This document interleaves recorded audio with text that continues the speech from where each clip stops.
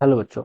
Let's read this question. So this question says an equilateral triangular loop ADC having some resistance is pulled out with constant velocity v out of a uniform magnetic field directed into the paper.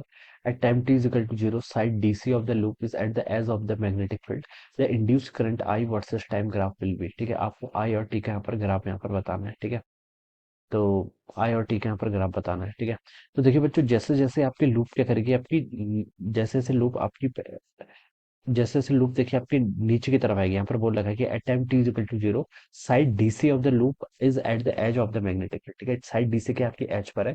तो जैसे जैसे हम इसको नीचे की तरफ लेके आएंगे तो उस पर इंड्यूस्ड करंट आएगा, और इंड्यूस जैसे जैसे बाहर आएगी. ठीक है, इंड्यूस करंट देखिए किसके इक्वल होता है, पहले आप लिख लीजिए. देखिए बच्चों, इस क्वेश्चन का की concept, the key concept of this question, की कॉन्सेप्ट क्या लिख सकते हैं, इंड्यूस्ड करंट लिख लीजिए. क्या लिख लीजिए, आपका इंड्यूस्ड करंट. ठीक है, यहाँ पर आपका देखिए फ्लक्स चेंज हो रहा है.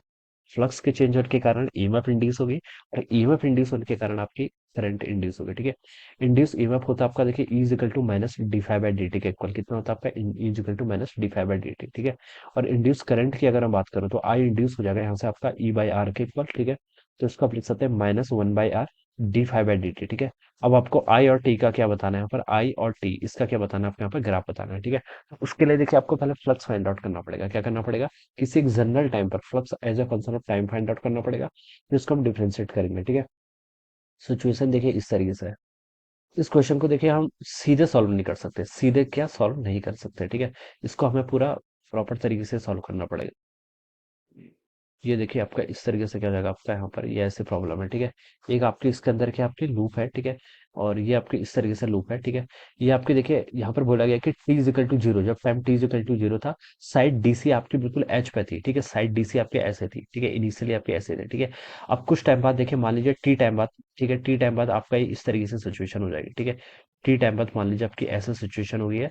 ये आपकी जो इक्विलेटरल ट्रायंगल वाली जो लूप है ये आपकी इस तरीके से हो गई. ठीक है, इतना पोर्शन अभी भी क्या है, इसका इनसाइड पॉइंट पर है. ठीक है, ये लूप थी. ठीक है, ये ए साइड है, ये डी इक्विलेटरल था. ठीक है, तो मान लेते हैं हम इसकी साइड एक इक्वल है. इसकी साइड कितनी है आपकी, टोटल साइड इसकी एक इक्वल है. ठीक है, एक साइड इसकी एक इक्वल है. ठीक है, अब बच्चों देखिए, इसकी वेलोसिटी वी थी, किस टी टाइम पर देखिए इसने कितनी डिस्टेंस ट्रेवल कर ली होगी. अगर इसकी वेलोसिटी देखिए वी है, क्वेश्चन में बोला गया कि इसकी वेलोसिटी वी है से डाउनवर्ड डायरेक्शन में, तो टी टाइम पर इसने V into T V T distance क्या कर ली होगी, ट्रेवल कर ली होगी. ठीक है, तो ये जो साइड होगी, ठीक है, ये हम बता सकते हैं ये कितनी हो जाएगी आपकी वीटी के इक्वल हो जाएगी. यहाँ से यहाँ तक की जो डिस्टेंस है ये आपकी वीटी के इक्वल हो जाएगी. इतना पोर्शन देखिए क्या आ गया, इसका बाहर आ गया. ठीक है, अब अंदर वाला जो ऊपर वाला रीजन है, इसको मान लीजिए मैं एम बोल देता हूँ, इसको मैं एन बोल देता हूँ.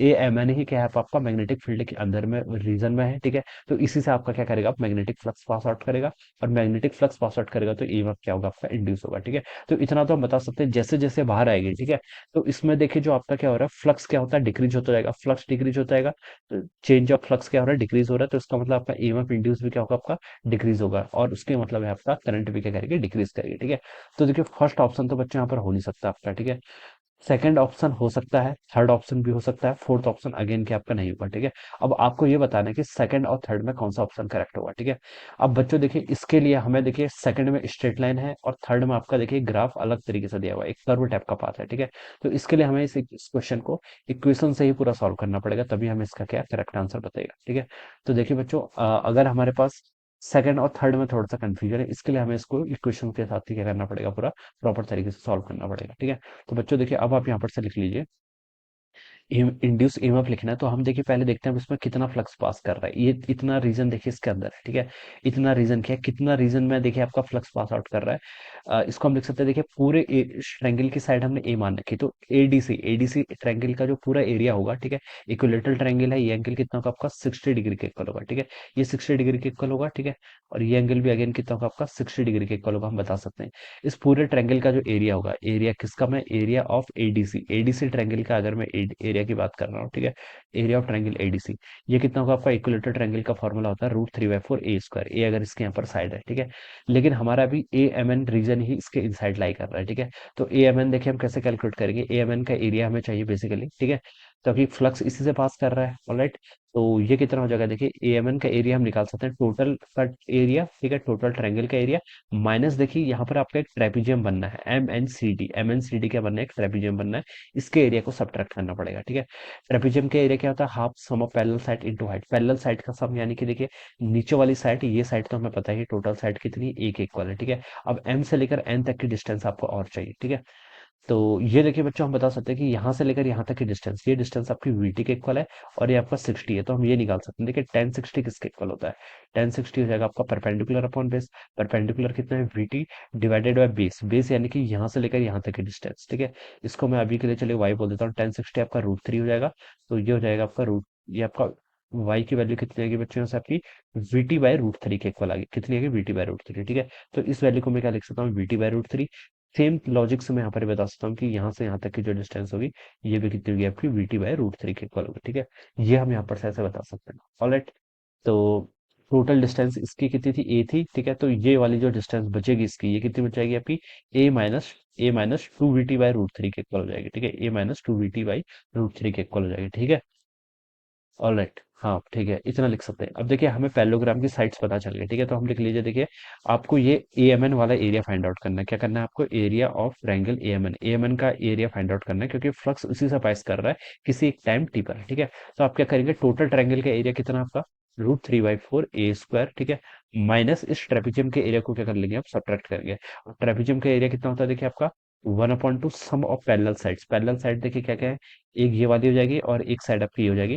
तो a-2bt डिवाइडेड बाय √3 प्लस ए करेंगे, क्योंकि ये साइड्स और ये साइड्स के पैरेलल है, तो इन दोनों को ऐड करेंगे, तो a प्लस ए कितना होगा, 2a minus 2bt divided by √3। ये क्या हो गया आपका, this is the sum of parallel side, ये तो आपका क्या गया, sum of parallel side into height, height देखिए कितनी है इसकी, हाइट इसकी यहाँ से लेकर यहाँ तक की, ये आपकी वीटी के इक्वल अगेन, तो आप इसको क्या कर लीजिए, वीटी से यहाँ पर मल्टीप्लाई कर लीजिए, ठीक है।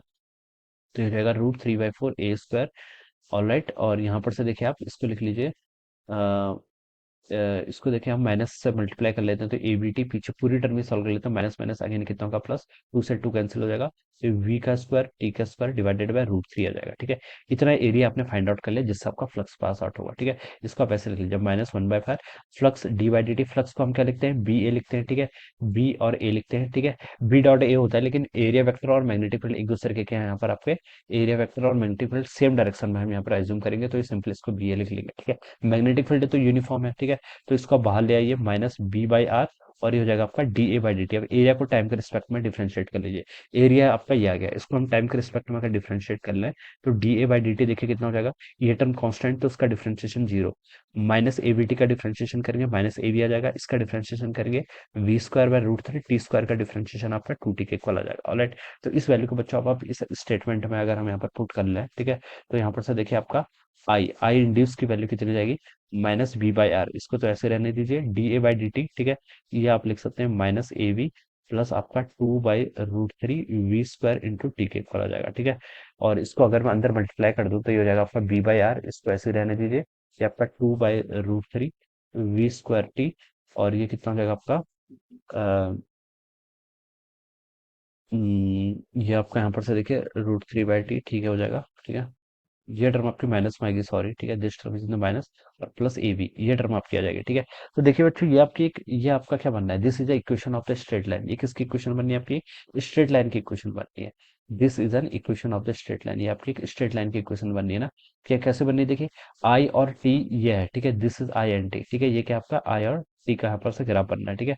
और इसका स्लोप देखिए नेगेटिव है, टी का कॉफिशिएंट देखिए, इस इक्वेशन को अगर मैं कंपेयर करूँ, या पैसे कंपेयर कर लीजिए, इसको भी आप मल्टीप्लाई कर लेते हैं, 2v² √3r t, ठीक है, प्लस आपका ab/r के इक्वल, ठीक है। ये देखिए, अब आई और टी का हमें ग्राफ प्लॉट करना है, किस किस का ग्राफ प्लॉट करना है आपको, आई और टी का, ठीक है। यहाँ पर आपका आई हो गया, यहाँ पर टी हो गया, ठीक है।